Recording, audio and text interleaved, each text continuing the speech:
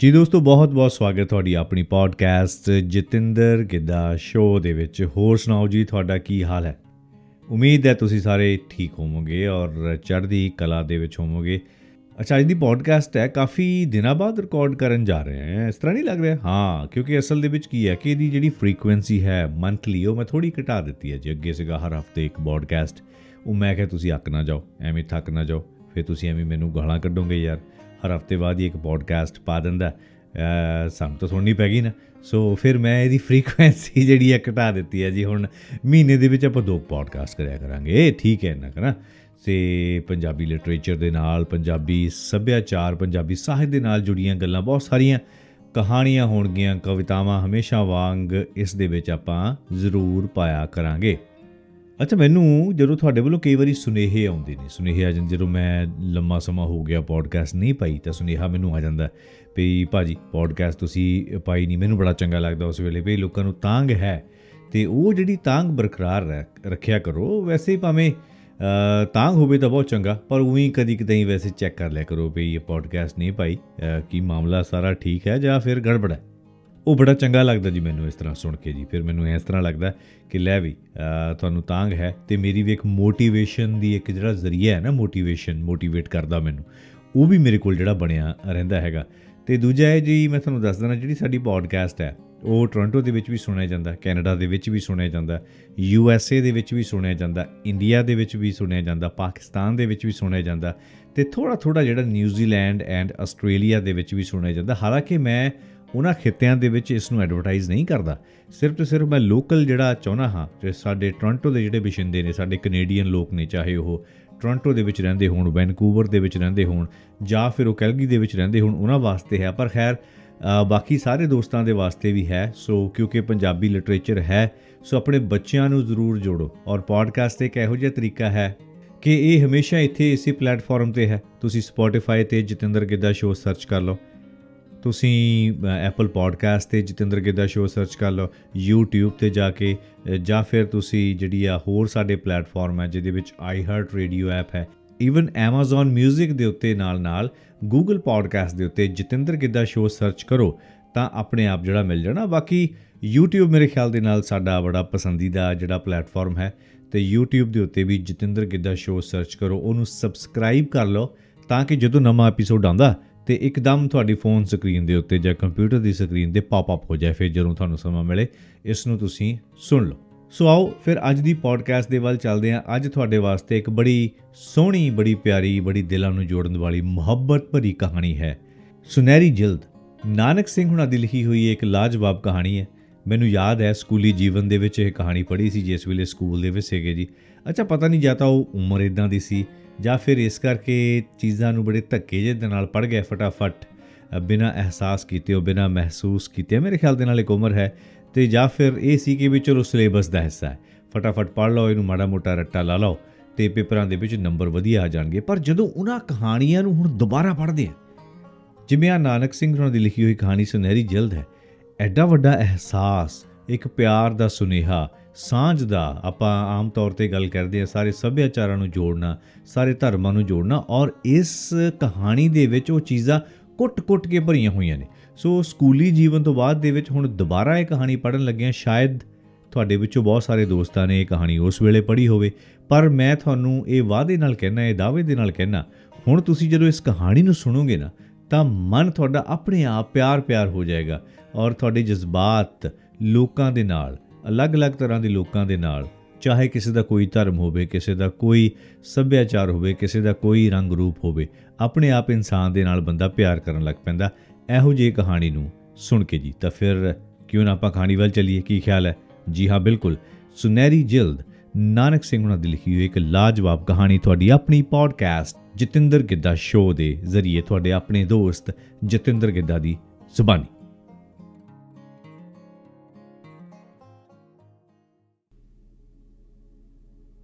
ਇਹ ਹੈ ਨਾਨਕ ਸਿੰਘ ਜੀ ਦੀ ਲਿਖੀ ਹੋਈ ਕਹਾਣੀ ਸੁਨਹਿਰੀ ਜਿਲਦ।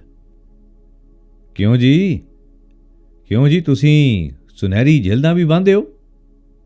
ਖੈਰਦੀਨ ਦਫ਼ਤਰੀ ਜੋ ਜਿਲਦਾਂ ਨੂੰ ਪੁਸ਼ਤੇ ਲਾ ਰਿਹਾ ਸੀ, ਗਾਹਕ ਦੀ ਗੱਲ ਸੁਣ ਕੇ ਬੋਲਿਆ, ਆਓ ਜੀ ਜਿਲਦਾਂ ਬੰਨ੍ਹਦੇ ਹਾਂ ਜੀ, ਜਿਹੋ ਜਿਹੀ ਕਹੋਗੇ ਉਹੋ ਜਿਹੀ ਜਿਲਦ ਆਪਾਂ ਬੰਨ੍ਹ ਦੇਵਾਂਗੇ।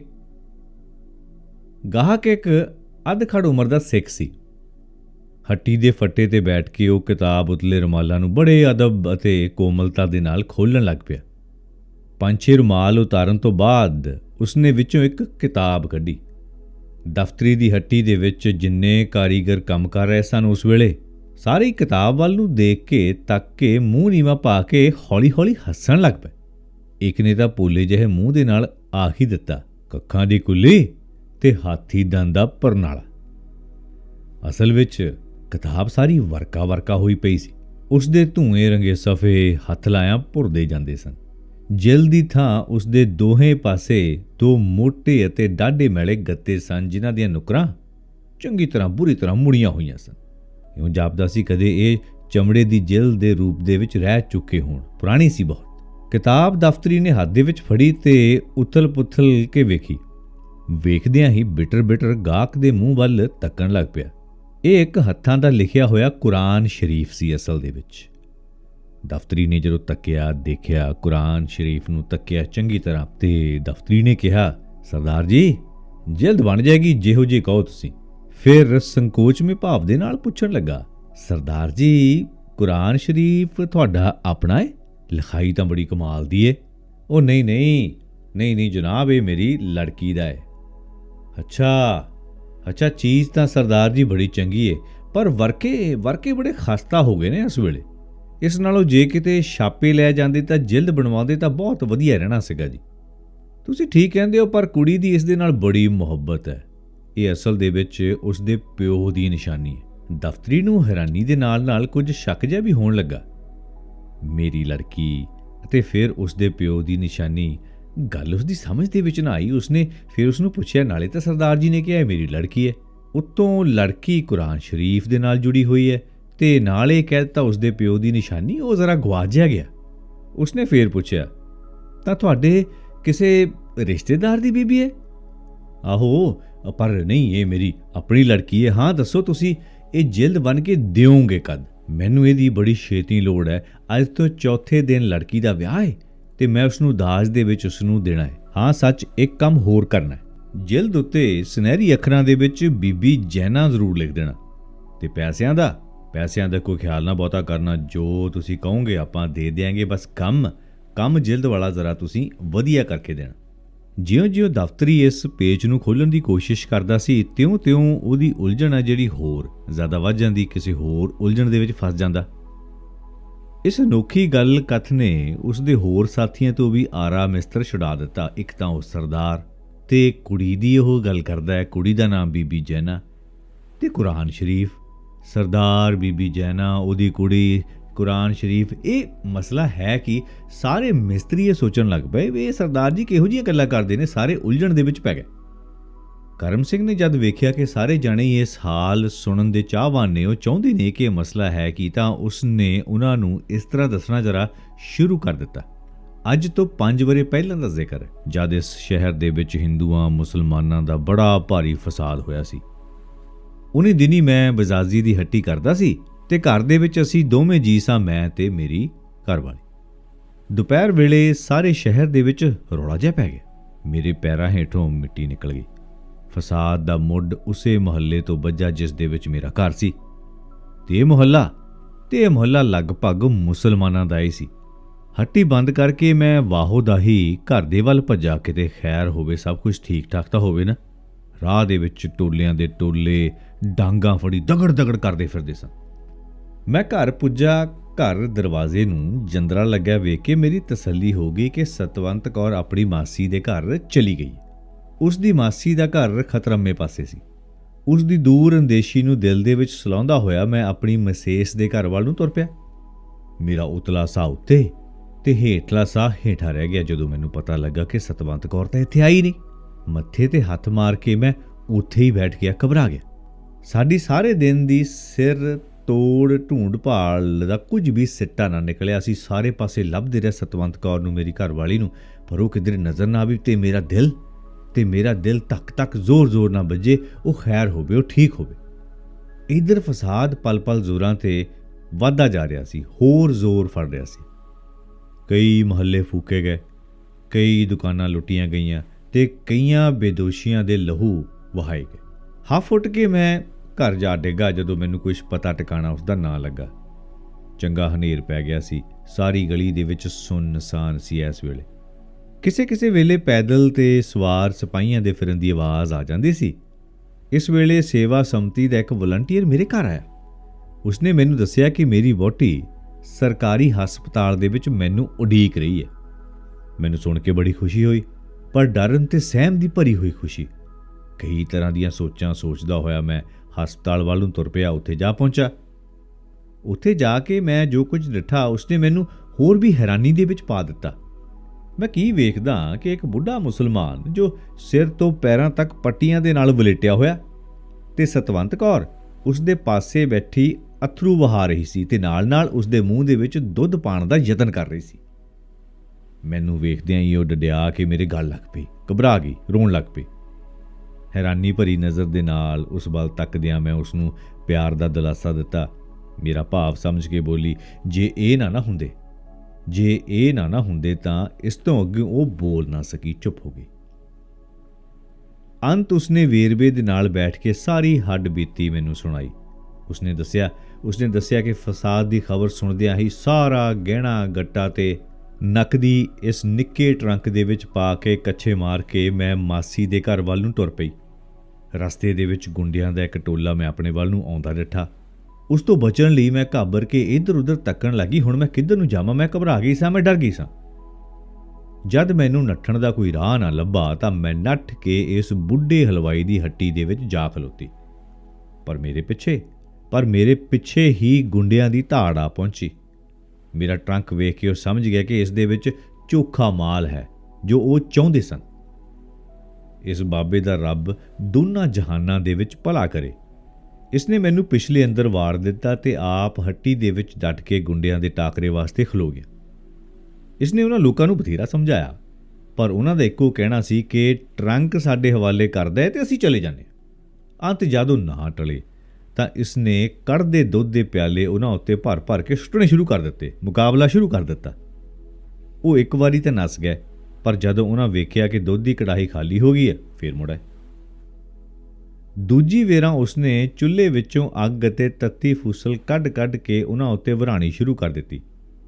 ਕਈਆਂ ਦੇ ਮੂੰਹ, ਸਿਰ ਅਤੇ ਕੱਪੜੇ ਝੁਲਸ ਗਏ, ਪਰ ਇਸ ਨਾਲ ਉਹਨਾਂ ਦਾ ਜੋਸ਼ ਹੋਰ ਵੀ ਵੱਧ ਗਿਆ। ਜਦ ਚੁੱਲ੍ਹਾ ਵੀ ਖਾਲੀ ਹੋ ਗਿਆ ਤੇ ਬਾਬੇ ਪਾਸ ਕੋਈ ਹਥਿਆਰ ਨਾ ਰਿਹਾ ਤਾਂ ਉਹ ਸਾਰੇ ਹੱਟੀ ਤੇ ਆ ਚੜੇ ਤੇ ਕਾਫਰ ਕਹਿ ਕੇ ਇਸ ਵਿਚਾਰੇ ਨੂੰ ਹੱਥੋਂ ਹੱਥ ਲੈ ਲਿਆ। ਮਾਰ ਕੇ ਗਰੀਬ ਨੂੰ ਫੇਰ ਸੁੱਟਿਆ, ਇਸ ਦੀਆਂ ਹੱਡੀਆਂ ਹੀ ਤੋੜ ਦਿੱਤੀਆਂ। ਵਿਚਾਰਾ ਬੁੱਢਾ ਗਰੀਬ। ਫਿਰ ਉਹ ਗੁੰਡੇ ਮੇਰੇ ਵੱਲ ਵਧੇ, ਪਰ ਮੈਂ ਅੰਦਰ ਕੁੰਡਾ ਮਾਰ ਲਿਆ ਸੀ। ਉਹਨਾਂ ਨੂੰ ਬੂਹਾ ਭੰਨਣ ਦੇ ਵਿੱਚ ਚੋਖਾ ਚਿਰ ਲੱਗ ਗਿਆ। ਇਸ ਵੇਲੇ ਪੁਲਿਸ ਆ ਗਈ ਤੇ ਰੌਲਾ ਪੈ ਗਿਆ ਤੇ ਸਾਰੇ ਜਿੱਧਰ ਮੂੰਹ ਆਇਆ ਨੱਸ ਗਏ। ਬਾਬਾ ਉਸੇ ਤਰ੍ਹਾਂ ਲਹੂ ਲਹਾਨ ਹੋਇਆ ਉੱਥੇ ਪਿਆ ਸੀ। ਸੇਵਾ ਸੰਮਤੀ ਵਾਲਿਆਂ ਉਸ ਨੂੰ ਸਟ੍ਰੈਚਰ ਤੇ ਪਾ ਲਿਆ। ਮੈਂ ਵੀ ਆਪਣਾ ਟਰੰਕ ਚੱਕ ਕੇ ਬਾਬੇ ਦੇ ਨਾਲ ਹੀ ਇੱਥੇ ਹਸਪਤਾਲ ਆ ਗਈ। ਦਿਹਾੜੀ ਵਿੱਚ ਕਈ ਵਾਰੀ ਸੇਵਾ ਸੰਮਤੀ ਵਾਲੇ ਤੁਹਾਨੂੰ ਘਰੋਂ ਅਤੇ ਹੱਟੀਆਂ ਲੱਭਣ ਵੀ ਗਏ, ਪਰ ਤੁਹਾਡਾ ਕੁਝ ਅਤਾ ਪਤਾ ਨਾ ਲੱਗਾ। ਥੋੜ੍ਹਾ ਚਿਰ ਹੋਰ ਠਹਿਰ ਕੇ ਕਰਮ ਸਿੰਘ ਦਫ਼ਤਰੀ ਨੂੰ ਸੁਣਾਉਣ ਲੱਗਾ।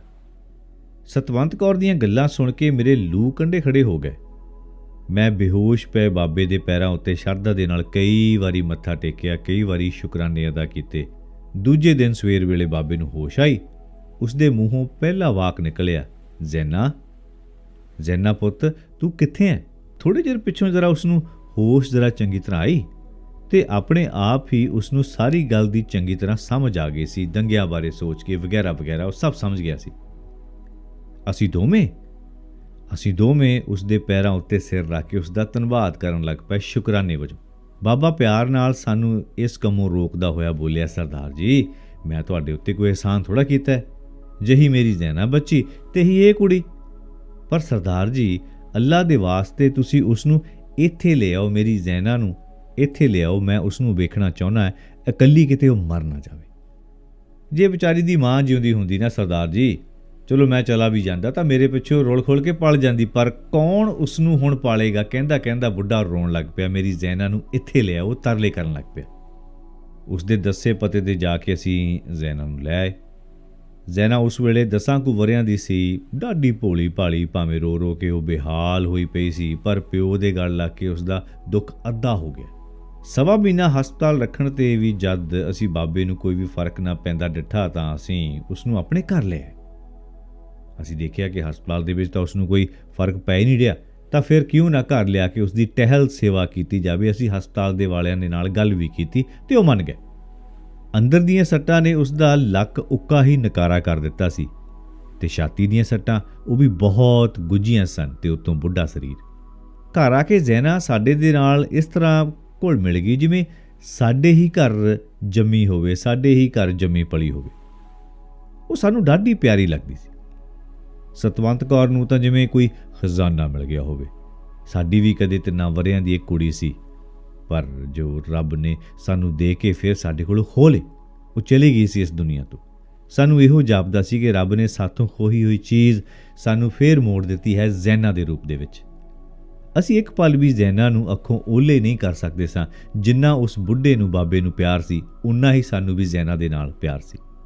ਮੰਜੇ 'ਤੇ ਪਿਆ ਬਾਬਾ ਜਦ ਸਾਨੂੰ ਜ਼ੈਨਾ ਦੇ ਨਾਲ ਪਿਆਰ ਕਰਦਾ ਵੇਖਦਾ ਤਾਂ ਖੁਸ਼ੀ ਦੇ ਨਾਲ ਉਸ ਦੀਆਂ ਅੱਖਾਂ ਦੇ ਵਿੱਚ ਅੱਥਰੂ ਆ ਜਾਂਦੇ, ਜਿਵੇਂ ਮਨ ਦੇ ਵਿੱਚ ਉਸ ਨੂੰ ਕੋਈ ਤਸੱਲੀ ਮਿਲ ਰਹੀ ਹੋਵੇ। ਬਥੇਰੇ ਡਾਕਟਰ ਬਦਲੇ ਪਰ ਬਾਬੇ ਨੂੰ ਕੋਈ ਫਰਕ ਨਾ ਪਿਆ। ਅਚਾਨਕ ਹੀ ਉਸ ਦੀ ਛਾਤੀ ਵਿੱਚੋਂ ਲਹੂ ਆਉਣ ਲੱਗ ਪਿਆ ਅਤੇ ਪੈਰੋਂ ਪੈਰ ਉਸ ਦੀ ਹਾਲਤ ਬਹੁਤ ਜ਼ਿਆਦਾ ਖਰਾਬ ਹੋਣ ਲੱਗ ਪਈ। ਅਸੀਂ ਸਾਰੇ ਘਬਰਾ ਗਏ, ਜ਼ੈਨਾ ਵੀ ਰੋਣ ਲੱਗ ਪਈ। ਅਖੀਰ ਇੱਕ ਰਾਤ ਉਹ ਜ਼ੈਨਾ ਦੀ ਬਾਂਹ ਸਤਵੰਤ ਦੇ ਹੱਥ ਦੇ ਵਿੱਚ ਬੜੇ ਪਿਆਰ ਦੇ ਨਾਲ ਫੜਾ ਕੇ ਸ਼ਾਂਤੀ, ਤਸੱਲੀ ਅਤੇ ਬੇਫਿਕਰੀ ਦੇ ਨਾਲ ਇਸ ਦੁਨੀਆ ਤੋਂ ਵਿਦਾ ਹੋ ਗਿਆ, ਇਸ ਦੁਨੀਆ ਤੋਂ ਚਲਾ ਗਿਆ। ਬਾਬਾ ਖਤਮ ਹੋ ਗਿਆ।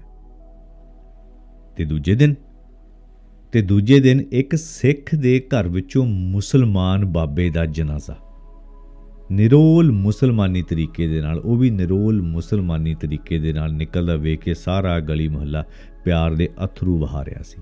ਇਹ ਕੀ ਹੋ ਗਿਆ ਸੀ ਫਿਜ਼ਾਵਾਂ ਨੂੰ, ਪਰ ਲੋਕਾਂ ਦੇ ਵਿੱਚ ਪਿਆਰ ਹੈ, ਇਸ ਗੱਲ ਦੀ ਜਿਹੜੀ ਹੈ ਸ਼ਾਦੀ ਇਹ ਗੱਲ ਭਰਦੀ ਸੀ।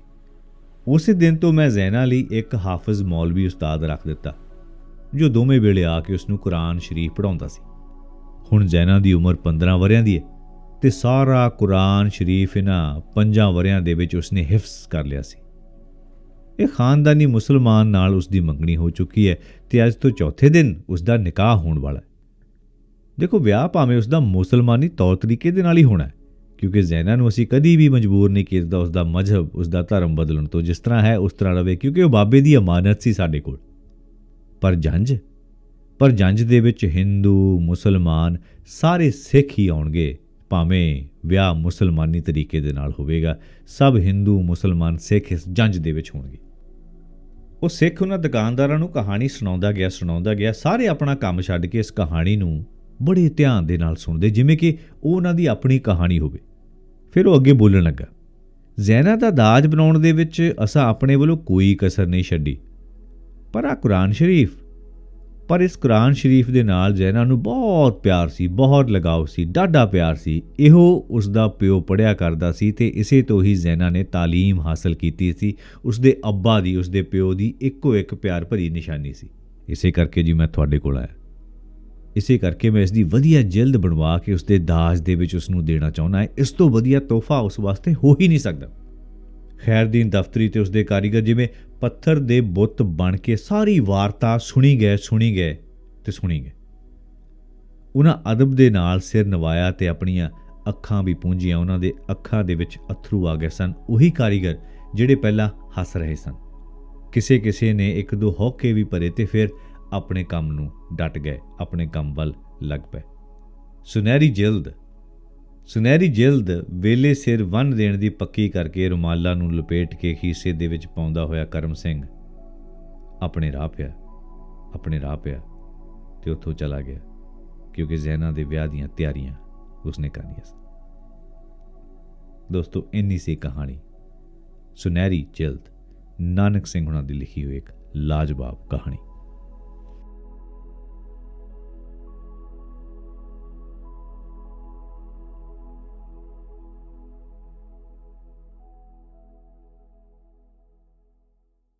ਸੋ ਲਓ ਜੀ ਦੋਸਤੋ, ਇਹ ਤਾਂ ਸੀ ਸਾਡੀ ਅੱਜ ਦੀ ਪੋਡਕਾਸਟ, ਜਿਸ ਦੇ ਵਿੱਚ ਤੁਸੀਂ ਨਾਨਕ ਸਿੰਘ ਉਹਨਾਂ ਦੀ ਲਿਖੀ ਹੋਈ ਕਹਾਣੀ ਸੁਨਹਿਰੀ ਜਿਲਦ ਸੁਣੀ।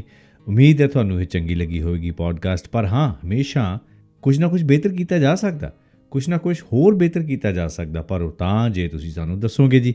ਅਤੇ ਆਪਣੀ ਫੀਡਬੈਕ ਜ਼ਰੂਰ ਦਿਓ, ਕਿਵੇਂ ਇਸ ਨੂੰ ਬੈਟਰ ਕਰੀਏ, ਕਿਵੇਂ ਇਸ ਨੂੰ ਹੋਰ ਬਿਹਤਰ ਕੀਤਾ ਜਾਵੇ। ਦੇਖੋ, ਪਰਫੈਕਟ ਨਹੀਂ ਅਸੀਂ ਹੋ ਸਕਦੇ, ਪਰ ਹਾਂ ਇੰਨਾ ਜ਼ਰੂਰ ਹੈ, ਇੱਕ ਕਦਮ ਪਰਫੈਕਸ਼ਨ ਵੱਲ ਨੂੰ ਅਸੀਂ ਵਧਾ ਜ਼ਰੂਰ ਸਕਦੇ ਹਾਂ। ਉਹ ਕਿਵੇਂ? ਜੇ ਫੀਡਬੈਕ ਦਿਓਗੇ। ਅਤੇ ਫੀਡਬੈਕ ਦੇਣੀ ਕਿਵੇਂ ਹੈ ਜੀ? ਲੈ, ਸੌਖਾ ਤਾਂ ਕੰਮ ਹੈ। 416 799 9494 416 799 9494 ਬੜਾ ਸਖਾਲਾ ਜਿਹਾ ਲੋਕਲ ਜਿਹਾ ਨੰਬਰ ਹੈ। ਇਹਨੂੰ ਡਾਇਲ ਕਰ ਦਿਓ, ਟੈਕਸਟ ਮੈਸੇਜ ਕਰ ਦਿਓ, ਵਟਸਐਪ ਕਰ ਦਿਓ, ਜੋ ਤੁਹਾਡਾ ਦਿਲ ਕਰਦਾ ਕਰ ਦਿਓ। ਬਸ ਤੁਹਾਡੇ ਸੁਝਾਅ ਮੇਰੇ ਕੋਲ ਪਹੁੰਚ ਗਏ ਜੀ, ਇੰਨੀ ਕੁ ਗੱਲ ਹੈ। ਅਤੇ ਲਈਏ ਤੁਹਾਡੇ ਕੋਲੋਂ ਇਜਾਜ਼ਤ। ਬਹੁਤ ਬਹੁਤ ਸ਼ੁਕਰੀਆ ਜਤਿੰਦਰ ਗਿੱਧਾ ਸ਼ੋਅ ਇਸ ਪੋਡਕਾਸਟ ਨੂੰ ਪਿਆਰ ਦੇਣ ਵਾਸਤੇ ਜੀ।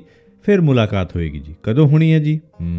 ਉਹ ਤਾਂ ਨਹੀਂ ਪਤਾ, ਪਰ ਜਲਦੀ ਹੋਏਗੀ ਜੀ ਮੁਲਾਕਾਤ ਤੁਹਾਡੀ ਆਪਣੀ ਪੋਡਕਾਸਟ ਜਤਿੰਦਰ ਗਿੱਧਾ ਸ਼ੋਅ ਦੇ ਜ਼ਰੀਏ। ਬਹੁਤ ਬਹੁਤ ਮਿਹਰਬਾਨੀ।